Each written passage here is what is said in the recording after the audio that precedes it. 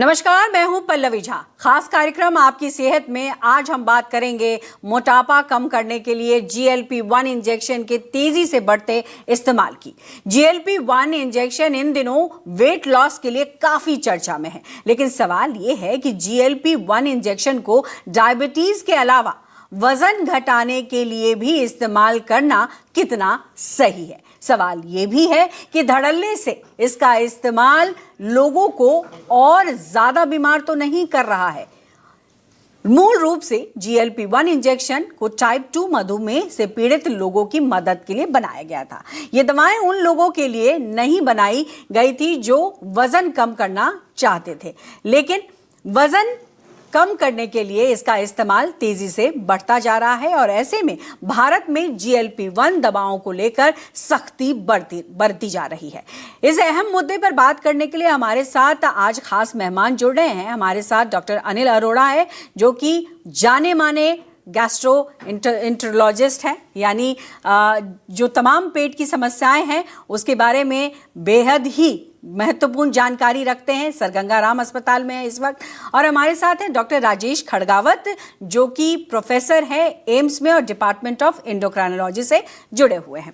दो अहम लोग आज हैं और देश के जाने माने दोनों डॉक्टर हैं, इसीलिए GLP-1 जो है उसको आज ये समझना बेहद जरूरी है इन दोनों से कि आखिर ये GLP-1, सबसे पहले बताएं डॉक्टर खड़गावत कि ये जो GLP-1 है वो किस तरीके से शरीर के लिए जरूरी है, खास कर कि अगर ये चर्चा की बात कर रहे हैं हम डायबिटीज की, तो ये डायबिटीज में किस तरीके से काम कर रहा है। जैसा कि आपने बताया कि GLP-1 आजकल बहुत यूज में है। इसका पूरा नाम GLP-1 रिसेप्टर एनालॉग है। ये एक दवाई है जिसका शुरू में आविष्कार हुआ था कि इसको ढूंढा गया था कि ये डायबिटीज में काम करती है, ये डायबिटीज में ब्लड शुगर को कम करती है। साथ में इसका दूसरा इफेक्ट है कि ये भूख को भी कम करती है। सो डायबिटीज और भूख दोनों एक दूसरे से रिलेटेड है। अगर आप डायबिटीज है तो आपको भूख ज्यादा लगती है, तो यह देखा गया कि अगर डायबिटीज के पेशेंट में देते हैं तो उनका वजन भी कम होता है और साथ में उनकी शुगर भी कम होती है। और बाद में जो स्टडीज हुई उनमें पाया गया कि ये दवाई केवल ये दो इफेक्ट ही नहीं करती है, ये लंबे समय पे अगर इसको लंबे टाइम दें तो ये हार्ट की डिजीज, किडनी की डिजीज, इनको भी कम करती है, जो डायबिटीज के पेशेंट में काफी कॉमन होती है। तो सभी तरह से डायबिटीज के पेशेंट में काफी फायदे की दवाई है।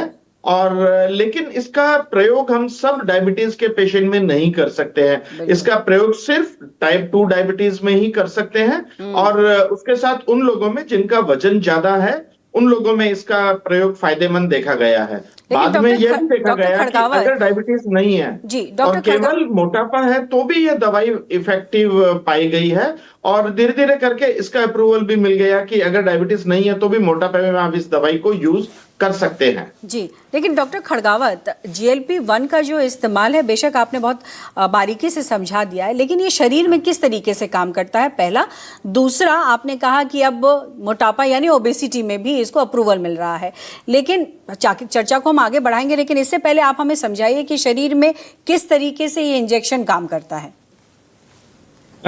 GLP-1 एक ये ऐसी दवाई है जो कि GLP-1 हमारे शरीर में रिसेप्टर्स होते हैं, ये उन रिसेप्टर से बाइंड करता है और उनका एक्शन जो कि थोड़ी देर के लिए होता है, ये उस एक्शन को प्रोलॉन्ग कर देता है, लंबे टाइम के लिए बढ़ा देता है। सो GLP-1 का लेवल जो शरीर में थोड़े टाइम के लिए बढ़ता था, लंबे टाइम तक बढ़ा हुआ रहता है, काफी हाई GLP-1 का लेवल रहता है। उसकी वजह से ये एक्शन होते हैं, जिसके एक्शन में सबसे बड़ा एक्शन है कि इससे भूख कम होती है, भूख कम होती है, वजन कम होता है और दोनों ये होने से इससे शुगर कंट्रोल होता है। इसका डायरेक्ट शुगर कंट्रोल पे भी इफेक्ट है।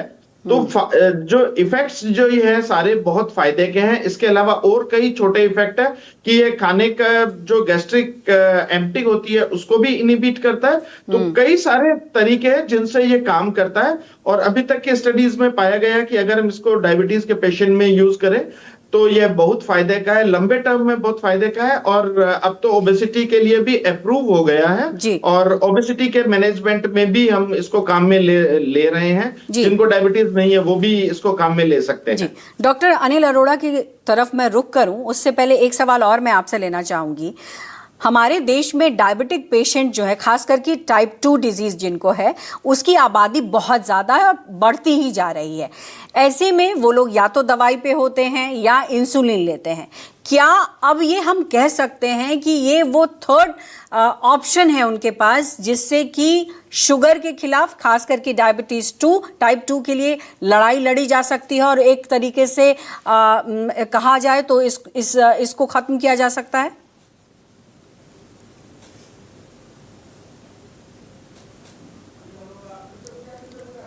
ग्रुप ऑफ पेशेंट्स के लिए है। ऐसा नहीं कह सकते कि टाइप 2 डायबिटीज के हर एक पेशेंट से इसको फायदा होने वाला है। फायदा उन्हीं लोगों को ज्यादा होने वाला है कि जिनका वजन ज्यादा है, जिनको ओबेसिटी है। और ये ऐसी दवाई नहीं है जो सभी हम पेशेंट को देते हैं। इसके कुछ कॉन्ट्राइंडिकेशंस हैं जो हम नहीं दे सकते हैं। इसलिए हमेशा जरूरी है कि आप अपने फिजिशियन से ही कंसल्ट करें और फिजिशियन डिस्कशन के बाद ही इस दवाई को दे सकता है।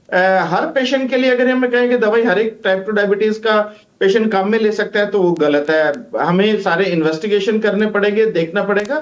स्पेशली ये इंश्योर करना पड़ेगा कि साथ में पेनक्रियास की कोई प्रॉब्लम और यही आज हम कोशिश भी कर रहे हैं डॉक्टर खड़गावत की जो लोग धड़ल्ले से इसका इस्तेमाल कर रहे हैं वो थोड़ा सावधान हो जाए, क्योंकि इसका साइड इफेक्ट भी होगा। मैं लौटूंगी आपके पास, लेकिन मैं एक बार डॉक्टर अनिल अरोड़ा का रुख करना चाहूंगी।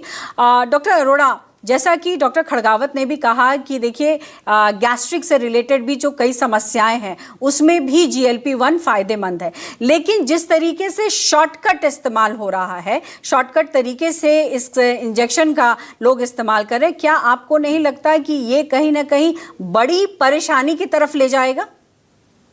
पल्लवी जी, आपने बिल्कुल ठीक फरमाया। अगर आप देखिए 2017 में ये दवाई ओबेसिटी एंड डायबिटीज के लिए रिलीज हुई थी और उसके बाद अभी 8 नवंबर 2023 को एक नई दवाई आई जो कि ड्यूअल एगनिस्ट है, जिसको मंजारो के नाम से कहा जाता है। ओवरऑल सीमाग्लूटाइड या ओजेम्पिक आपका 15% वेट लॉस कर सकती है, बट न्यू इंजेक्शन जो मंजारो है वो 20% वेट लॉस हो सकता है। अगर आपका वेट आपका 100 किलो है तो आप 80 किलो में रह जाएंगे with Mounjaro. That means more the merrier. जितना आपको वजन कम होगा उतना आपको फायदा होगा। बट प्रॉब्लम ये है कि इसमें ना 5 A's होते हैं। आपको असेस करना है कि किस पेशेंट को फायदा है, आपको एडवाइस करना है किस पेशेंट को दिया जाएगा, आपको असिस्ट करना है कैसे दिया जाएगा, देन वी एक्ट। बट क्योंकि दवाई अक्रॉस द काउंटर अवेलेबल है without regulatory authorities having a control on it, तो onus lies on us as well as regulatory authorities. Regulatory authorities को इंपॉर्टेंट है कि दवाई को बिना डॉक्टर की, जैसे राजेश जी ने बताया, बिना डॉक्टर की सलाह से नहीं देनी। और गवर्नमेंट की जिम्मेवारी है कि क्रॉस द काउंटर अवेलेबल ना हो, क्योंकि इसके साइड इफेक्ट्स हैं। If you see the literature in the world, 30 to 40% को सिग्निफिकेंट साइड इफेक्ट्स होते हैं इंटेस्टाइनल ट्रैक्ट में, क्योंकि बेसिक मैकेनिज्म होता है कि गैस्ट्रिक एम्प्टिंग को स्लो करती है। अगर आपको पेट भरा हुआ है तो इसका 3 गुना पेट और भरा हुआ लगेगा। अगर आपका पेट भरा हुआ आपको भूख नहीं लगेगी।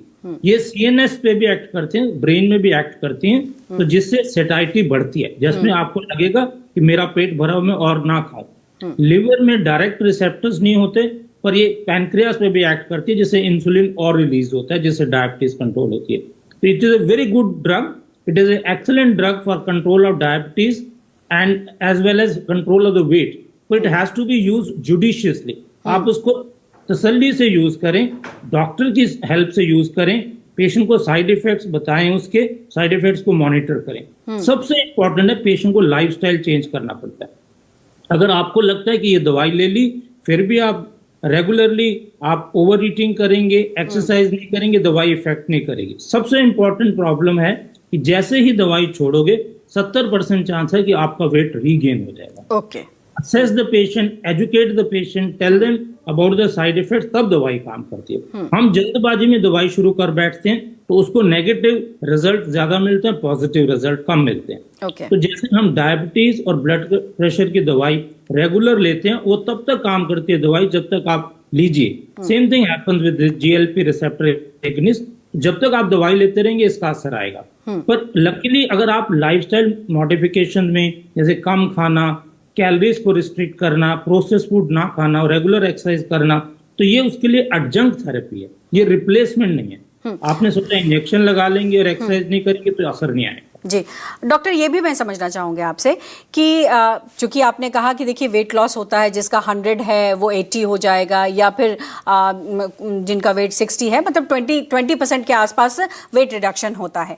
लेकिन इसमें मसल फैट भी कम होता जाता है, जो कहीं ना कहीं कई बार प्रॉब्लमेटिक भी हो सकता है। तो उस पर प्रकाश डालिए कि अगर आप बिना किसी सलाह के ओजेम्पिक ले रहे हैं, या जैसा आपने मंजारो कहा, या मतलब सवाल यह है कि जीएलपी अगर इस्तेमाल हो रहा है तो वो कितना खतरनाक हो सकता है?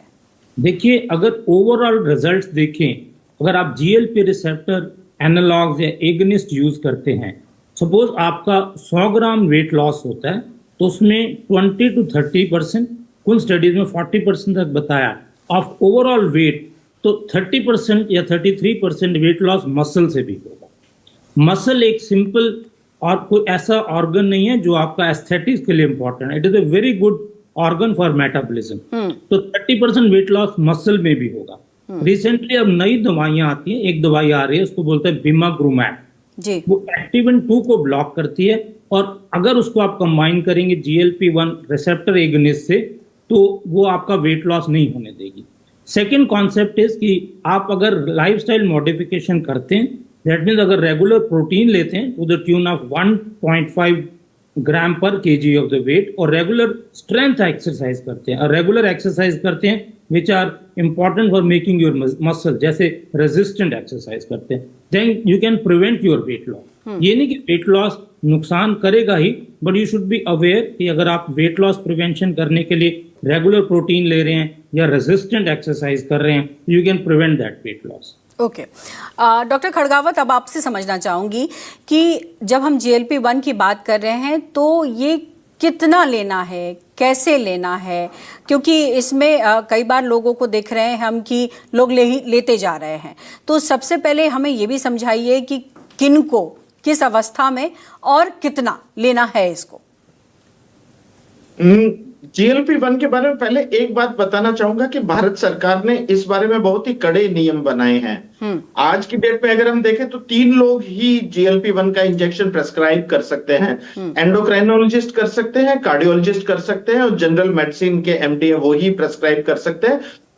और जैसे ही अभी जो पेटेंट खत्म हुआ है GLP-1 का, सीमाग्लूटाइड का, उसके बाद मार्केट में बहुत सारे सीमाग्लूटाइड आ गए हैं, बायोसिमिलर्स आ गए, सो उनकी कॉस्ट भी काफी कम हुई। उनका दुरुपयोग रोकने के लिए सरकार ने कहा है कि उनको डॉक्टर के प्रिस्क्रिप्शन पे ही मिलेगा दवाई, ये दवाई नहीं देनी है। तो ये बहुत अच्छी बात है, हमें इसका कंट्रोल करना है। ये ऐसी दवाई नहीं है जो ओवर द काउंटर अवेलेबल है, इसके लिए क्वालिफाइड डॉक्टर से प्रिस्क्रिप्शन ही चाहिए, क्योंकि दवाई शुरू करने से पहले हमें यह देखना है कि ऐसा कोई चीज तो नहीं है जिसमें दवाई बहुत ज्यादा नुकसान कर सकती है। अगर किसी को थायराइड कैंसर की फैमिली हिस्ट्री है, स्पेशली मेडुलरी कार्सिनोमा थायराइड की है, पेनक्रियास की कोई है, पेनकेटाइटिस की हिस्ट्री है, या किसी में सीवियर डिप्रेशन है, तो उन लोगों में ये दवाई हमें नहीं देना चाहिए, क्योंकि अभी इसकी सेफ्टी अप्रूव्ड नहीं है इनमें, और इनको अवॉइड करते हुए हमें देना है। प्लस पेशेंट को साइड इफेक्ट बताने हैं।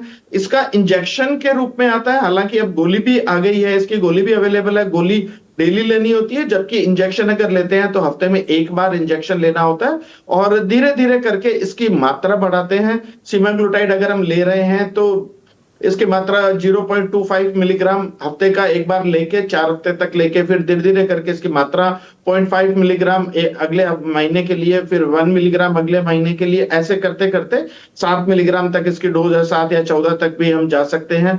वो निर्भर करता है कि आप कितनी इसकी मात्रा को टॉलरेट कर सकते हैं, क्योंकि इसके साइड इफेक्ट है। इससे जी घबराना, उल्टी, दस्त, इस तरह की जो कॉमन साइड इफेक्ट है, जो कि 30-40% पेशेंट्स में होता है, ये साइड इफेक्ट की वजह से डोज हम बहुत ज्यादा इसकी नहीं बढ़ा पाते हैं। लेकिन मैं फिर कहना चाहूंगा, ये सिर्फ सेलेक्टेड पेशेंट्स के लिए दवाई है। टाइप 1 डायबिटीज में इसका अभी कोई रोल नहीं प्रूव हुआ है। यह टाइप 2 के पेशेंट्स के लिए है, और उनमें हमें बिल्कुल केयरफुली सेलेक्ट करना है कि किसको कर रहे हैं। यानी डॉक्टर खड़गावत, आप यहाँ पर ये कहना चाह रहे हैं कि जो टाइप 2 डिजीज से ग्रसित हैं, लेकिन अंडरलाइंग डिजीज कोई है, तो उसमें बहुत सावधानी बरतनी होगी, क्योंकि बहुत सारी ऐसी बीमारी हो जाती है डायबिटीज़ के बाद जो काफ़ी गंभीर हो जाती है, जिसमें हार्ट भी है, आपने थायराइड की बात की, कैंसर भी हो जाता है। तो ऐसे पेशेंट्स को बहुत सावधानी बरतनी होगी। लेकिन हो क्या रहा है डॉक्टर खड़गावत और डॉक्टर अरोड़ा, इस चर्चा को हम इसलिए चाहते हैं कि आगे बढ़े कि आजकल यंगस्टर्स में, या फिर हम ये भी देख रहे हैं कि जिनकी शादियां होने वाली हैं वो जो है, चूंकि साल भर बाद शादी है तो इसका इस्तेमाल करने लग रहे हैं। तो ये जो इस्तेमाल हो रहा है उसको लेकर के आप दोनों की क्या राय है? ऐसा बहुत बहुत केसेस आए हैं ऐसा देखने में, जिनमें लोग आते हैं, कहते हैं कि बेटी की शादी होने वाली है, थोड़ा वजन कम हो जाए। इसमें हम बिल्कुल स्ट्रिक्ट टाइम नहीं शुरू करते, क्योंकि इस दवाई की अभी प्रेगनेंसी में सेफ्टी प्रूवन नहीं है। और जैसे ही शादी होती है, दवाई चल रही है, और मान लीजिए प्रेगनेंसी हो गई, तो ये दवाई बच्चे के लिए बिल्कुल भी सेफ नहीं है। बच्चे पे साइड इफेक्ट हो सकते हैं, अभी तक किसी ने स्टडी भी नहीं किया है। सो उस स्थिति में हम कोशिश करते हैं कि आप ये नहीं लीजिए, क्योंकि शादी होने वाली है, और शादी के बाद हम ये गारंटी नहीं दे सकते कि प्रेगनेंसी नहीं होगी। कई बार एक्सीडेंटल प्रेगनेंसी भी हो जाती है, तो ये एक बहुत बड़ा साइड इफेक्ट है। दूसरी प्रॉब्लम है कि इनको अगर हम दवाई दे रहे हैं तो ऐसा नहीं है कि 3 महीने 6 महीने दवाई के बहुत अच्छे रिजल्ट आ जाएंगे। जो बेस्ट सिनेरियो है, जिसमें सबसे अच्छा रिजल्ट आ सकता है, मुश्किल से 15% या 20% वजन कम हो सकता है, वो भी 1 साल पे जाके। और यह भी देखा गया है कि जिन लोगों ने 1 साल तक दवाई ली है और फिर बंद कर दी है, तो जितना वजन उनका कम हुआ है उतना वजन वापस बढ़ गया है दवाई बंद करने के बाद में। सो अभी ये पक्का नहीं है कि दवाई एक बार चालू कर दी तो कब तक हमें देनी है, कई सालों तक हमें देनी है। और जिनकी प्रेगनेंसी, जो मैरिज अभी हो रही है, प्रेगनेंसी के लिए प्लान करना है, उन लोगों के लिए ये बिल्कुल एडवाइजेबल नहीं है। उनके लिए डाइट, एक्सरसाइज अच्छा माध्यम है जिससे आप वजन कम कर सकते हैं, जो एकदम सेफ रहेगा। बहुत महत्वपूर्ण जानकारी आप दे रहे हैं डॉक्टर खड़गावत, बिल्कुल। और इसीलिए ये ज़रूरी है समझना कि ऐसे ही सिर्फ किसी के कह देने पर, या फिर इस तरीके के जब आप एड्स देखते हैं उस पर आप इंजेक्शन या दवाई का इस्तेमाल कर रहे हैं तो वो खतरनाक हो सकता है। डॉक्टर अरोड़ा, एक बार ये दवा शुरू कर ली या इंजेक्शन लेना शुरू कर दिया, तो क्या इसको बंद किया जा सकता है, या हम ये कहें कि इसे बंद करना मुश्किल हो जाता है? क्योंकि बहुत लोगों का मिथ भी है इसको लेकर के। या पल्लवी जी, जैसे मैंने शुरू बताया, there are 5 A's of management जी। First of all you assess कि किसको जरूरत है, क्यों जरूरत है, और कितना वेट लॉस आप करना चाहते हैं। जैसे एज ए गैस्ट्रोएंटरोलॉजिस्ट, अगर आप लिवर में फैट कम करना चाहते हैं तो 5% of the weight loss is enough. 5 to 10% अगर वेट लॉस करते हैं तो आपके लिवर में फाइब्रोसिस इंप्रूव हो सकता है। More than 10% is needed for prevention of heart disease और हार्ट डिजीज से रिलेटेड कॉम्प्लिकेशन, जिसको हम मेस बोलते हैं, जिसको बोलते हैं मैक्रोस्कोपिक एडवर्स कार्डियक इवेंट्स, जैसे prevention of stroke, prevention of cardiac neurological problem, prevention of heart disease. तो आप पहले डिसाइड कर लीजिए आपको कितना वेट लॉस चाहिए। बिल्कुल। जैसे पिछला क्वेश्चन आपने रेज किया, इसकी शादी करने से पहले अगर आप मोटे हो and suddenly you want to lose weight, that is what we always say कि ऐसा ना करो, इसको क्रैश डाइट बोलते हैं। जितनी जल्दी वेट लॉस करेंगे, क्विक फिक्स कल्चर आया है डॉक्टर, ये क्विक फिक्स कल्चर, ये खतरनाक हो सकता है ये GLP-1 को लेकर। This is condemned by the all medical community. इसके साइड इफेक्ट्स बहुत हैं। आपको जितनी जल्दी वेट लॉस करेंगे बंद करने के बाद, उतनी जल्दी वापस आएगा आपका वेट। तो this should be a regular slow weight loss rather than A crash diet. Crash diet के अपने कॉम्प्लिकेशंस हैं। प्रेगनेंसी में अगर आपका 4 वीक्स का वॉश आउट पीरियड नहीं है तो इसकी सेफ्टी अभी पता नहीं। और जैसे मैंने पहले बताया कि इस दवाई का असर तब तक आएगा जब तक दवाई लेते रहेंगे। In fact there is a good literature all over the world कि 1 साल बाद सिर्फ 30% पेशेंट्स ले रहे होते हैं दवाई, 70% patients would discontinue the drug. अभी स्टिल हमें ये नहीं मालूम कि कितने दिन तक दवाई लेती है। हो सकता है वापस बाद में लिटरेचर अवेलेबल हो to start with weight loss, जितना आपका एक्सपेक्टेशन है 5%, 5 to 10%, 15 to 20%। इंजेक्शन बंद करके अब नई दवाइयां आ गई। एक और एलिलिलाइक की दवाई आई है जिसका नाम है ऑर्फोग्लिपरॉन। हो सकता है इंजेक्शन बंद करके आपको लॉन्ग टर्म सस्टेन दवाई देनी पड़े, उसका लिटरेचर अभी नहीं है। डॉक्टर डॉक्टर एक और सवाल मैं कर लेती हूँ आपसे। चूंकि हम GLP-1 की बात कर रहे हैं और चूंकि गैस्ट्रोएंटरोलॉजी से भी जुड़ा मामला है, तो मैं ये समझना चाहूँगी, ये जो आजकल लोगों को गैस्ट्रिक, ब्लोटिंग, IBS, ये तो जो समस्याएं हो रही हैं ओबेसिटी की वजह से, क्या ये कंट्रोल कर सकती है? Usually, obesity or fatty liver disease or abdominal problem, this occurs because of combination of so many things. जी Stress, dysbiosis and metabolic alterations, all may be related to inflammation. Okay तो GLP-1 receptor agonist और analogues ये उल्टा इस बीमारी को बढ़ाते हैं। Okay. पेशेंट को ऑलरेडी गैस है, ब्लोटिंग है, इन द नॉर्मल पॉपुलेशन को जिनको ये सिम्टम्स नहीं है, 30 to 40% पेशेंट को ये सिम्टम्स होंगे। जी। जिसको ऑलरेडी गैस है, ब्लोटिंग है, एब्डोमिनल जी। डिस्कम्फर्ट है, इसको तो उल्टा और ज्यादा प्रॉब्लम होगी। तो जैसे मैंने बताया, जी 5 days I am coming to that thing again and again. जी और असेस करो पेशेंट को, असिस्ट करो, एजुकेट करो, फिर एक्ट करो। हम यही लोग इसीलिए आज हमने आपको शामिल किया, ताकि आप हमारे दर्शकों को बारीक से बारीक चीजें बता सके और उन्हें ये समझा सके कि GLP-1 किस लिए है और किस लिए इसका इस्तेमाल नहीं करना है। आप दोनों का बहुत बहुत शुक्रिया, आप लोगों ने रविवार के दिन समय निकालकर हमारे दर्शकों को ये तमाम जानकारी दी। तो ये तमाम सावधानियां हैं जिन्हें बरतकर GLP-1 इंजेक्शन के गलत इस्तेमाल से बचा जा सकता है। तो आज के लिए आपकी सेहत कार्यक्रम में बस इतना ही। दीजिए इजाजत, स्वस्थ रहिए, सुरक्षित रहिए और बने रहिए News 24 के साथ।